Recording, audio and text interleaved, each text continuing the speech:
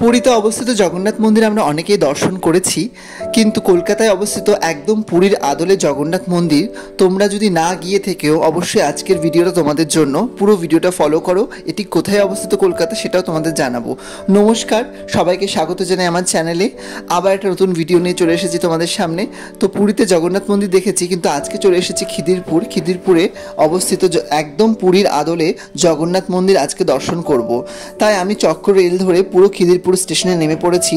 তোমরা যারা বাস রুটে আসতে চাও তারা খিদিরপুর একদম বাস স্টপে নেমেই একটু 5 মিনিটের হাঁটা পথ আছে, পৌঁছে যেতে পারো পুরীর জগন্নাথ মন্দিরের একদম আদলে তৈরি আমাদের কলকাতার জগন্নাথ মন্দির।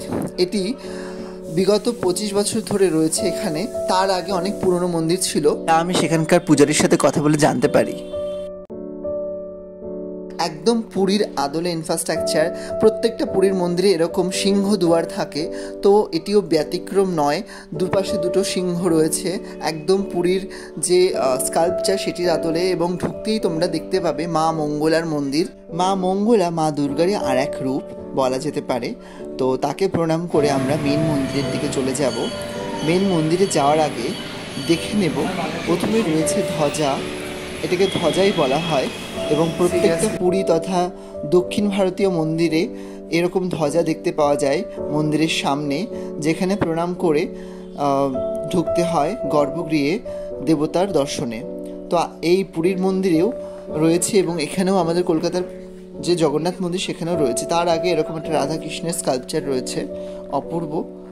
তো এখানে গেলে সবথেকে বড় ব্যাপার, তোমরা প্রসাদও পেয়ে যাবে। এবং কোথায় পাবে, কীভাবে প্রসাদ পাবে সেটাও আমি জানাবো। এখানে রয়েছে পূজা সামগ্রী এবং ভোগ ঘর।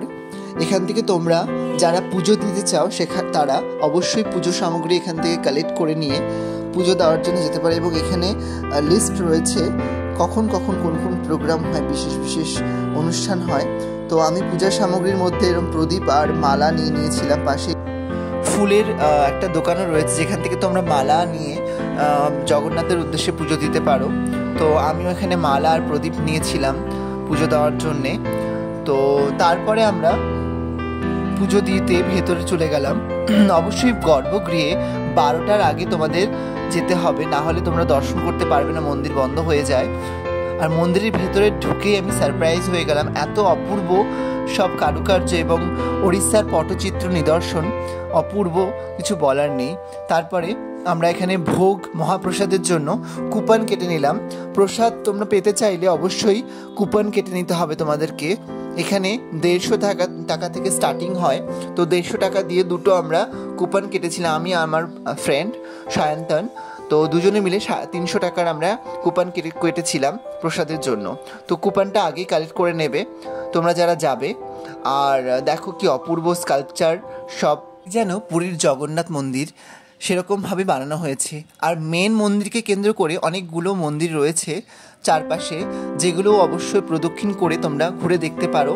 গণেশ, সরস্বতী, লক্ষ্মী, কার্তিক, এরকম করে অনেক দেবদেবীর মন্দির রয়েছে আশপাশে। আর এটা নরসিংহ, শ্রীকৃষ্ণের 10 অবতারের প্রত্যেকটি রূপ মন্দিরের গায়ে খোদিত করা রয়েছে।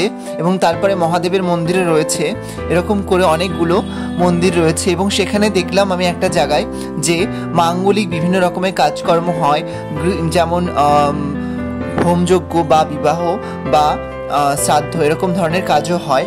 তো মহাদেবের মন্দিরে প্রণাম করে আমি নন্দীকে উইশ জানাচ্ছিলাম। তো বেশ সুন্দর চারপাশটা।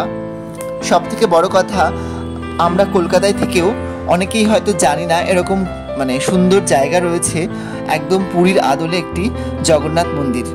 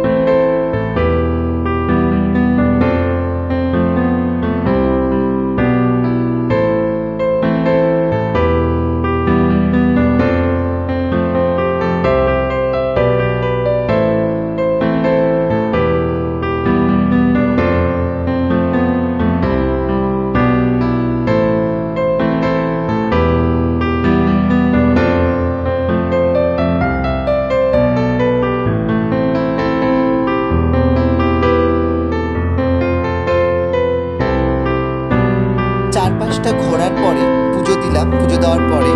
এবার যে ভোগের কুপন আছে সেটিকে নিয়ে আমাদেরকে বলা হলো ওয়েট করতে। গেস্ট রুম রয়েছে পাশে, অতিথিশালা বলা হয়, অতিথি ভবন, তো সেখানে ওয়েট করা হলো।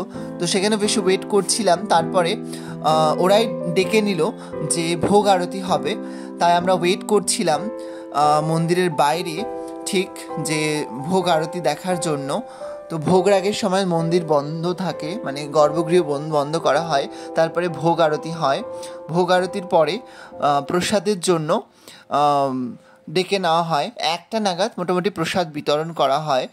তো ভীষণ ভালো লাগছিল একদম। সত্যি কথা বলতে পুরীতে গিয়ে আমরা সেরকমভাবে দর্শন করতে পারি না, প্রচণ্ড ভিড় থাকে ওই জায়গাটা। আর পুরীতে অনেক কিছু রেস্ট্রিকশন রয়েছে, যেমন ছবি তোলা যাবে না, এখানে সেরকম কোনো রেস্ট্রিকশন নেই, তুমি ছবি ভিডিও সব কিছুই তুলতে পারো, কোনো অসুবিধা নেই। তো আমিও তাই ছবি তুলতে পারলাম বা ভিডিও করে তোমাদের সামনে তুলে ধরতে পারলাম। তো তারপরেই সময় হয়ে গেছিলো ভোগ পাওয়ার বা প্রসাদ পাওয়ার। তো মহাপ্রসাদ পাওয়ার জন্য আমরা চলে এলাম ভোগ হলে এসে একটা জিনিস দেখে ভালো লাগলো, বেশ পরিষ্কার পরিচ্ছন্ন, সাথে এসি ফ্যান রয়েছে যাতে গরমে কষ্ট না পায়, তাই ব্যবস্থা ভীষণই ভালো সব কিছু মিলিয়ে। এবং পাশে রয়েছে যাদের হাঁটুতে প্রবলেম বা যারা সিনিয়র সিটিজেন তাদের জন্য চেয়ার টেবিলে বসে খাওয়ার ব্যবস্থা। আর পরিবেশন করা শুরু হয়ে গেছে, এখানে থালা দিয়ে দেওয়া হলো, শালপাতা, যেটা জল দেওয়া হলো, এবং তারপরে লঙ্কা, নুন, লেবু দেওয়ার সাথে সাথেই পোলাও দেওয়া শুরু হয়ে গেল। আর মেনুতে ছিল পোলাও, ডাল, ভাত, 2 রকমের সবজি এবং ধোকার ডালনা, এবং সর্বশেষে পায়েসও ছিল, যার কোয়ান্টিটি বেশ ভালো, তোমরা দেখতেই পাবে। আর এখানে একদম যাচাই খাওয়া দাওয়া বলতে পারো। আমার তো মনে হয় পেট ভরে বেশি মনে হয়। তো তোমরা যারা যাবে অবশ্যই একদম তৃপ্তি সহকারে খেতে পাবে, এটুকু বলতে পারি। 150 টাকা নিয়ে কুপন কেটে খাওয়াটা সার্থকই হবে আমার মতে। তো এখানে মোটামুটি আমি ব্লগটা আর বড় করব না। তার আশা করি তোমাদের ভালো লেগেছে। ভালো লাগলে চ্যানেলকে সাবস্ক্রাইব করে পাশে থেকো, আর এরকমভাবে আমাকে সাপোর্ট করো। সবাই খুব ভালো থেকো।